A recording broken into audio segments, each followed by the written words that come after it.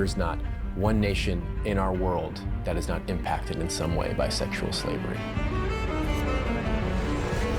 Drugs, guns, these other things you sell once, but a human being you can sell over and over and over. The problem of trafficking keeps growing. Traffickers find new ways to traffic women and children, and they're looking at poor villages and poverty. It is in every state, it's in every city, in every community. I have 2 daughters, and when I think about them being vulnerable and someone using them in the worst possible way, that makes me angry, and I can do something to make sure that someone else's daughter isn't in that same spot. How can we stand by and not speak on behalf of those who are victims of injustice?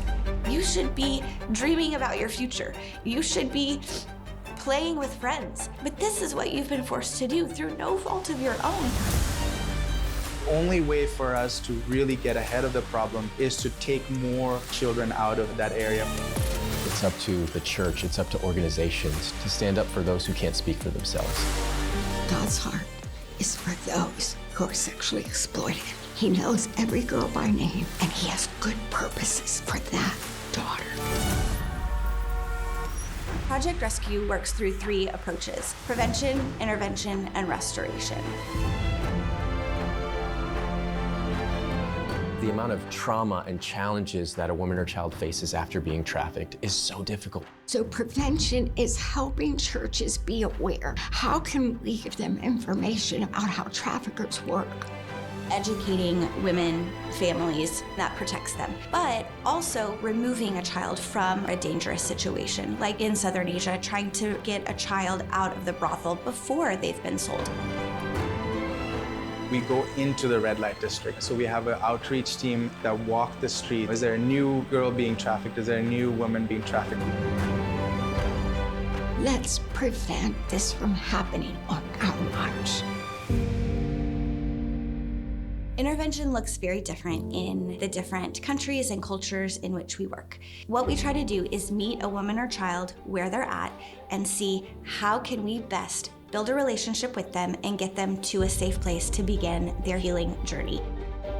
Intervention is so important because we got to take that child out. Because the child is living in that situation where the mother is working in the red light district. We say, hey, why don't you just give us the child? We'll keep them for the day. We'll send them to school. Then we talk to them and say, hey, can we take you out of the red light district? It could be a safe home for children. It could be an immediate shelter for women. We offer English classes. Here's classes to teach you how to sew, teach you how to make jewelry, maybe start to make a little money on your own. And we intersect between them and their trafficker in those different communities, in those different situations. Project Rescue is meeting them where they're at and providing them a way out.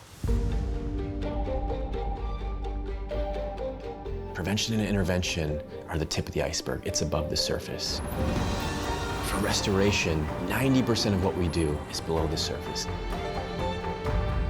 Restoration begins after physical rescue to a safe place, where that journey can begin to healing and rescue of the whole person.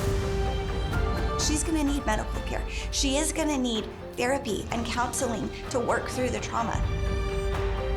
She's gonna need a community of faith around her to support her.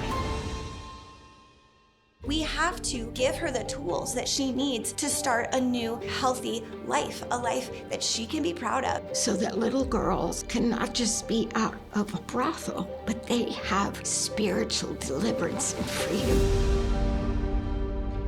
Project Rescue exists for transformation. There are those that don't have a voice. There are those that are marginalized. God sees them. He sees every single one of them. I believe God is calling each and every one of us to walk shoulder to shoulder, to say yes, to link arms and say, we're gonna stand in the gap. We exist to step in to be that voice for them.